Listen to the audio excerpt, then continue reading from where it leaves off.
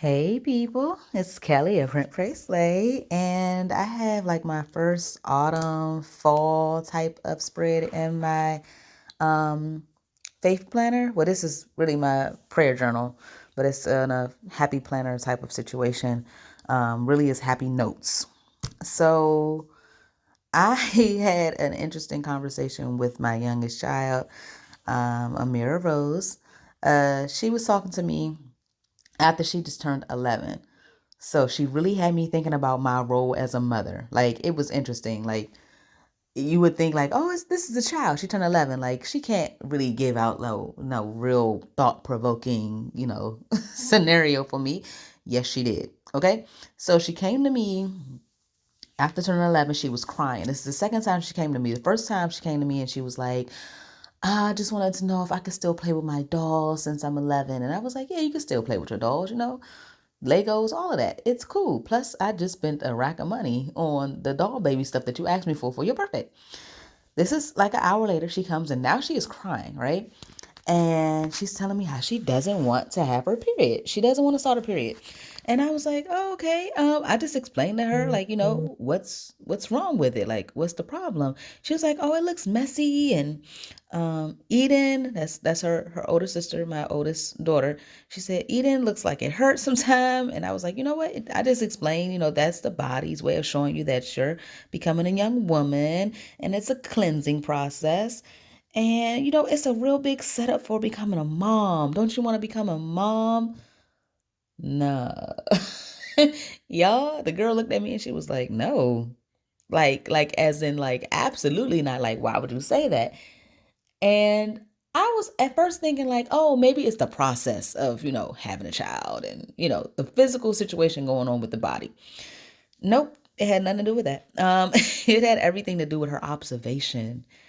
So, I was like, what is the problem, right? So as I'm writing this down in my prayer journal, I'm not necessarily telling you word for word what I'm putting into my prayer journal, but I will explain at least definitely this part. So she explained why she doesn't want to be a mother. And she lists these like four key things, right? And you'll see them eventually because I'm definitely doing a voiceover and not talking to you as I'm writing. That would be super hard. But you'll see it when I number them out, but I'll explain them to you right now. So, number one, she said, Mom, you make it look hard.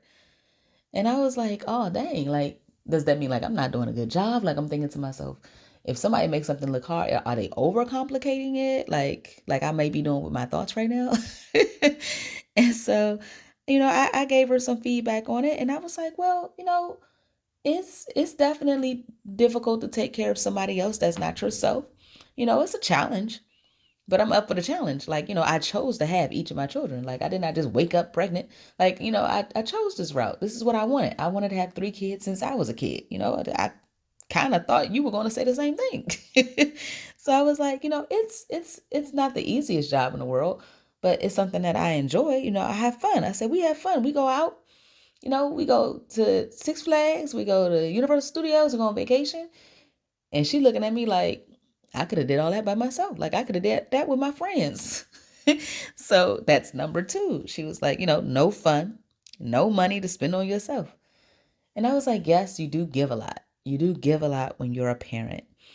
And the reason why I'm saying all of these things and trying to share my personal story with you guys is that I really did reflect on this. And I was like, man, I love being a mom, but it has been a difficult thing. And I wonder if it's difficult for other people. Are other people having like this easy breezy life? I'm not saying everything is perfect all the time, but it has been a challenge that I don't know if people think about the whole challenge before they say, this is what I want to do in my life. Like to me, when you become a mom, that's a big forever situation. That kid can be 80 and you could be 100. Like you're still a mom. This kid could have passed on and went with the Lord. You are still a mom. Like that mother part of you is still there. That's forever your title. And so I don't want people to take it lightly, but I really wanted to come and encourage other people because I was like, man, I need a pick me up. I'm definitely going to journal about this. So that is the situation now. Number three is you do everything for us. And I know that that might be like, wow, that means you don't have nothing left for you.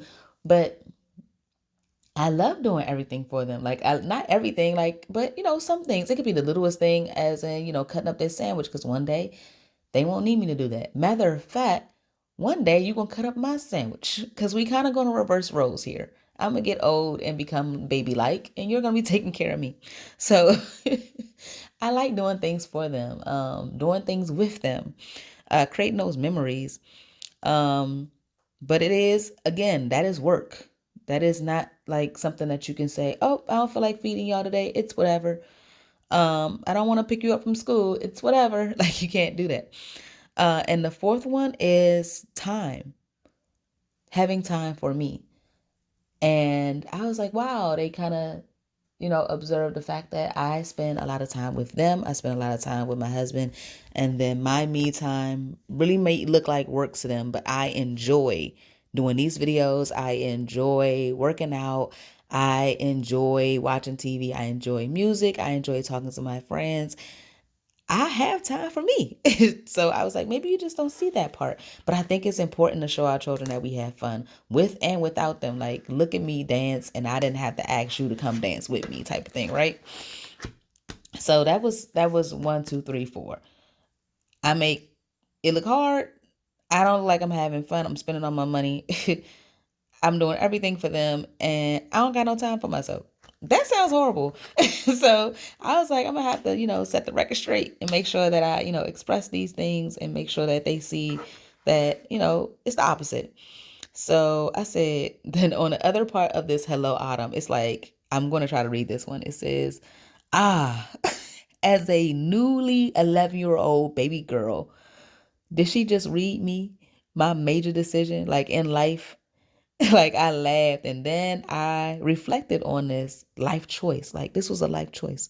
This is a decision that I made, me and my husband made, and we made the decision 3 times. So I feel like we made the best decision for our lifestyle, our wants, our needs, and the route that God has for us.